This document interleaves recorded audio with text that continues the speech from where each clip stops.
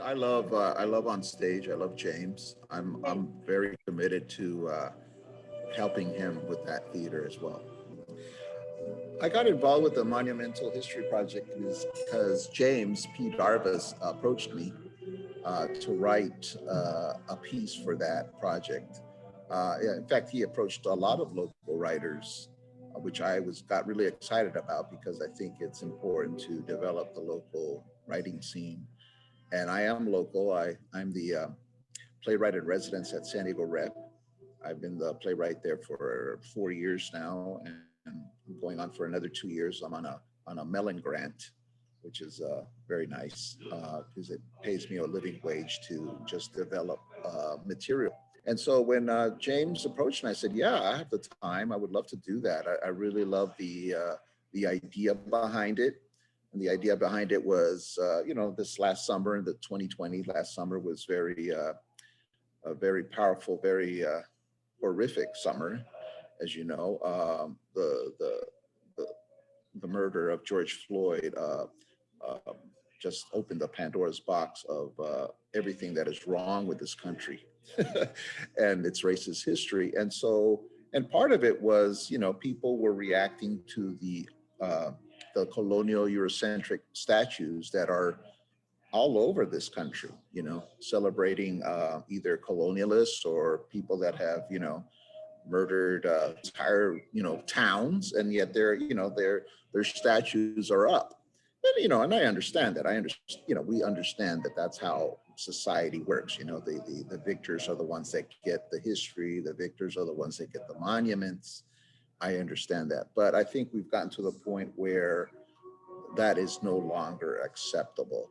Our history, we have to look at it in straight on and say what we did 300 years ago was wrong, and we don't have to live among those monuments, among these things that remind us of this legacy.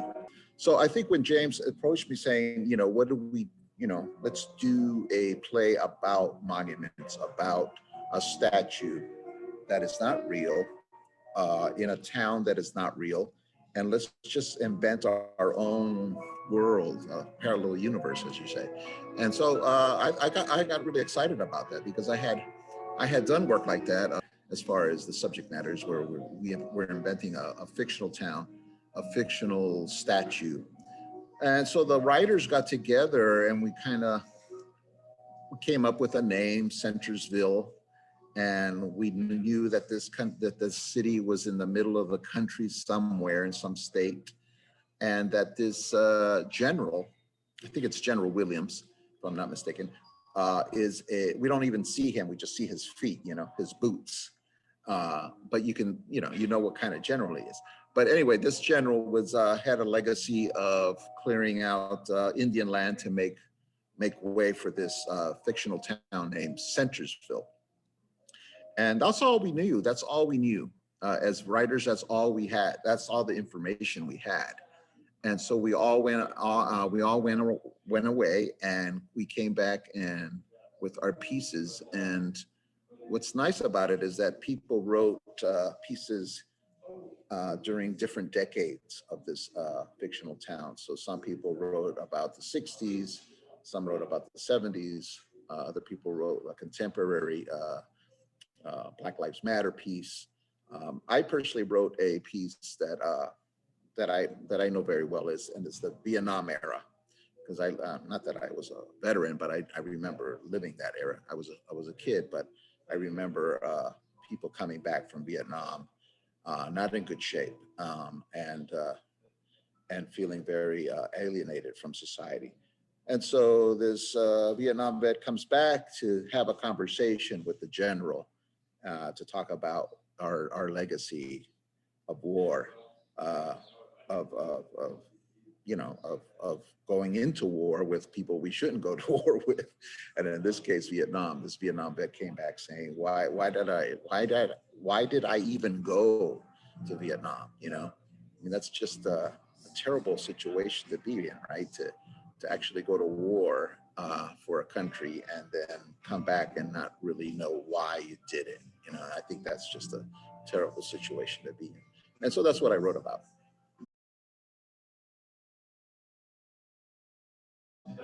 yesterday I did a reading for Amigos del Rep, San Diego Rep's Latinx department, and we did a reading of Anna in the Tropics. You know, a beautiful, beautiful play by Nilo Cruz, and I felt really happy doing it, you know, but then again, very, very unsatisfied, very unsatisfied. You know, I'm getting better at Zoom acting, which is very sad to say, right? What is Zoom acting? You know, it's not even TV. It's from here up. You know, this is Zoom acting. What I'm doing right now, and that is not even, that's not theater. That's not TV. That, I don't know what it is. It's talking heads, and it's just so unsatisfying. I come from a theater that is very physical, very corporal. You know, I put my whole body into my characters, and I want my whole cast to be the same way. I want an ensemble where you create an energy that is felt in the room. That's the kind of theater that I do. So to do Zoom theater is just very odd. But I have been doing a lot of it. The good thing about it is that I've been meeting a lot of people across the country. You know, what's nice about Zoom readings is that you're able to collaborate with people that you probably wouldn't have met because face to face, because you're in different parts of the country. So I've been doing readings and reading plays with a lot of actors I've never met and never knew about, and now I do. You know, they either live in Chicago or New York, Miami, and it's great. It's great that I'm now interacting with these actors, and we're all feeling the same way. We're all feeling very unsatisfied. But you know, what are we going to do? We're not going to say no to you know, a job. We're not going to say no to the opportunity to do something creative. You know, so yeah, I've been very busy actually. I've been you know, as you know, I'm a writer, and I've been writing a lot for other theaters and for the rep, digital material that they can stream. In the summer, last summer in 2020, we filmed my one-man show, A Weekend with Pablo Picasso. So that was fairly positive. I mean, that film would have never happened, you know, without COVID, because, you know, we would have just, you know, tried to produce it live, but instead of producing it live, we went and we produced it on video, and now it lives on forever, and we're able to stream it to other theaters. So so there's been some real positive linings there, you know, and I hope when we go back to normal, whatever that is, I hope that a lot of streaming and this kind of interactivity still keeps going on, even when we go back live. I get very frustrated when you know, when theater gets overproduced, you know, with sets that are like monumental and monumental, and you know, it just gets bogged down with design, and you start losing the focus of what we're there for in the first place. I love Playhouse because I think, you know, they're a small theater. They're not bogged down by the economics of competing with the big guys like La Jolla and the Rep, and you know, so they're able to be more independent and do more interesting, courageous work, and that's what I'm missing in the theater right now. I'm very frustrated with institutions. You know, they're when they put a season together, they're thinking, well, how can we sell tickets? You know, before thinking, well, how can we, you know, touch people? How can we move people?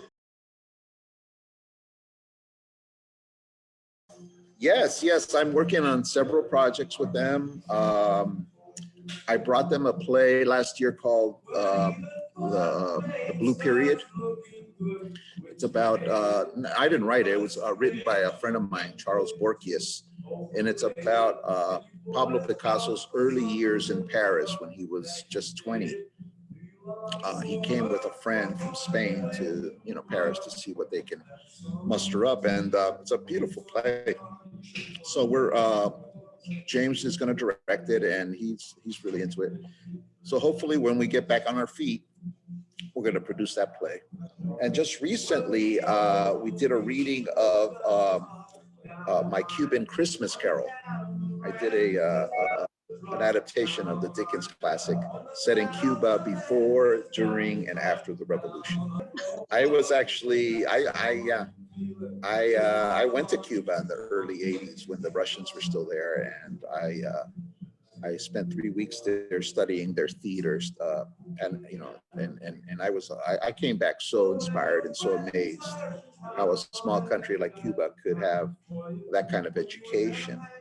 Um, the students that I met there knew so much more about American theater than I did. You know, they knew about Miller, they knew about Odette, they just knew so much more than I did, and I was from America. And not only that, they also knew European theater and Russian theater and their own Cuban theater. So just an amazing, amazing education system.